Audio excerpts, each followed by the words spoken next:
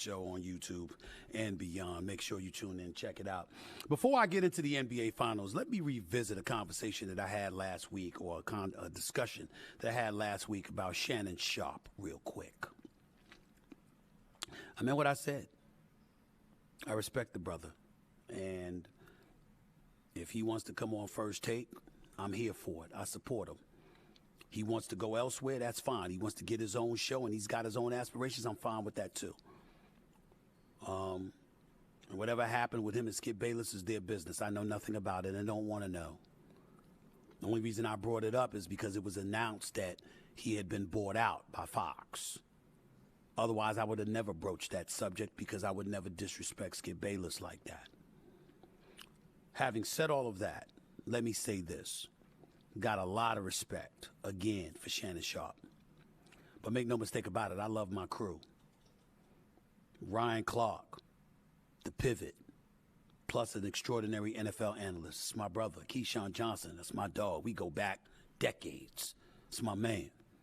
Swagoo, Marcus Spears, my man. Bart Scott, no doubt. Dan Orlovsky, my brother from another mother. I hope Jeff Saturday comes back. Mina Kimes, and, just a whole list of crew of folks contributed to the NFL. Kimberly Martin, the whole crew.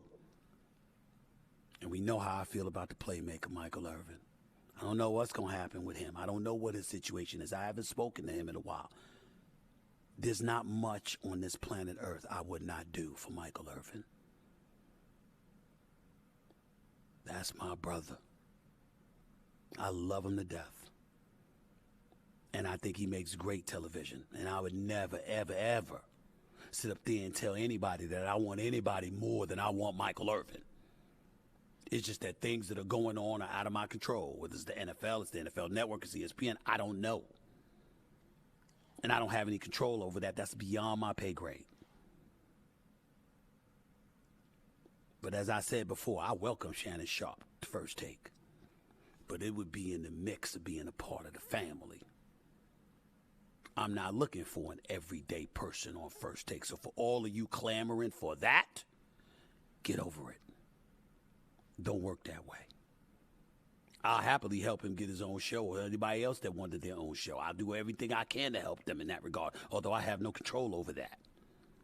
But when it comes to First Take, I like the potpourri of contributors. I like the action and the excitement and the fun on the show. Adding people into the mix is one thing. Changing the complete makeup and formula of the show is entirely different. And that ain't happening for anyone. Because I love too many of my brothers and sisters that contribute to the show. Both white and black, male and female, all of that. To deviate from that. Just to get that straight. Now let me get to the NBA Finals. Because I got to tell you, I'm very relieved. Because I was scared to death that the Denver Nuggets was going to go up 2-0. Because it's a tall task to expect the Miami Heat to win 4 games over a next 5-game span if they had fallen 0-2 to Nikola Jokic and Jamal Murray and the crew in Denver. It would have been a tall task. But give Miami props. Jimmy Butler showed up. Duncan Robinson showed up in the fourth quarter.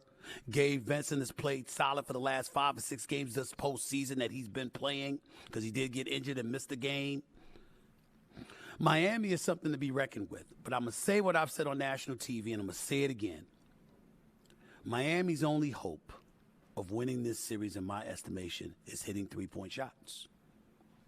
Miami, up against Boston, was losing in fast break points, second chance points, and a multitude of other offensive efficiency categories, field goal percentage shooting, etc. What Miami did was outshoot Boston on the 3.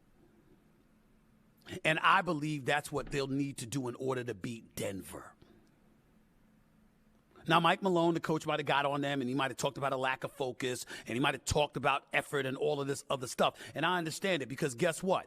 You beat L.A. You beat LeBron James and Anthony Davis in L.A. So guess what? You feeling yourself. You knocked off the big fish. You knocked off the Giants. It's Tinseltown. It's L.A. It ain't about LeBron and A.D. It's about Tinseltown. It's about the spotlight. It's about where everything descends upon.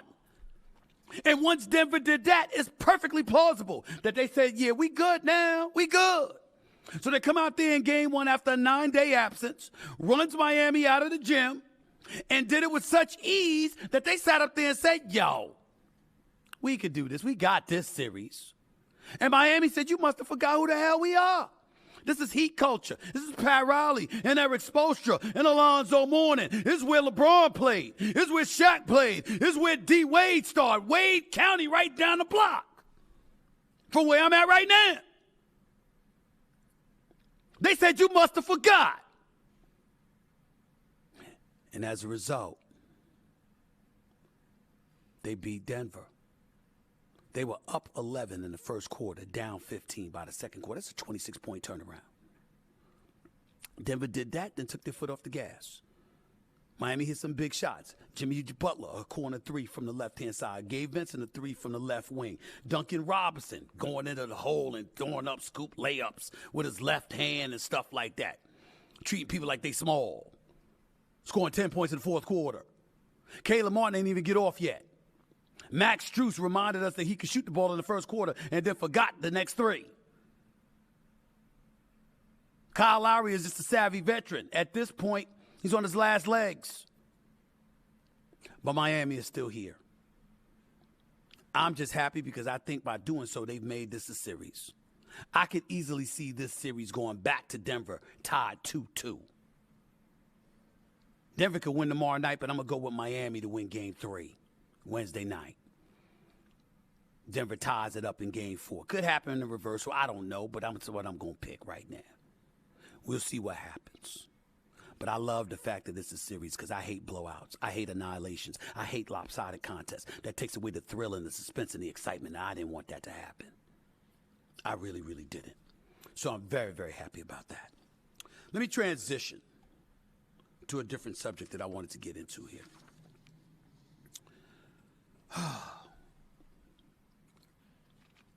America is supposed to be a mosaic. That means white people are here. That means black people are here. That means Hispanics are here. Asian Americans are here. Asians and Asian Americans. Native Americans. Jews, Gentiles, Protestants, Catholics, Muslims, Buddhists, Hindus, everything. America prides itself on being a mosaic.